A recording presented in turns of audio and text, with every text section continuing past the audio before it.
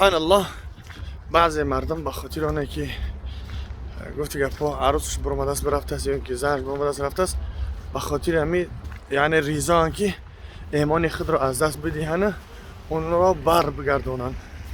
والله بالله تعالی اگر که صدهاش برون اگر این کار را نکنین، یعنی بعض جور زنگ میزنن که گرمی ممکنه سروش نکی زن بر بگرده که برآمد برفت پیش دیگه کس یا که عروس برآمد برفت دیگه قطعی گپ نمیزنه. بگون اعوذ بالله تاری گپ نکن وسط که گرمی همش کفره، گپ کار کردن در کار نیست، در اسلام اجازت نیست. خود کنیم مجبوریم باید بکنیم کار بر بگرده. زیغ نشین. سبحان الله اگر که همون کار برای شما خیر باشه همزن دعا کنید که خدا هم برش بگردونه.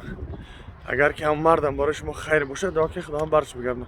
اگر شر باشه دفع گم و گورش کنه که روی خنکش نبینی، چی زنش باشه چی مردش.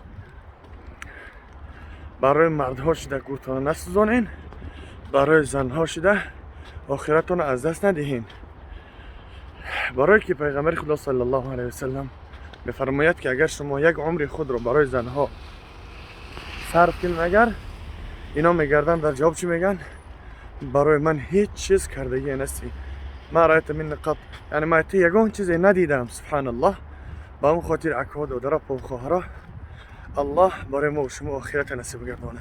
این دنیا دروغ است، دروغ است، باز هم دروغ است.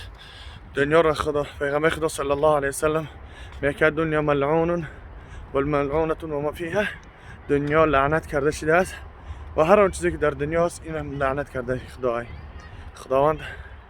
هر کدوم ما و شما توفیق به نگهداری فرمایه. در امان الله. السلام علیکم و رحمت الله و برکاته.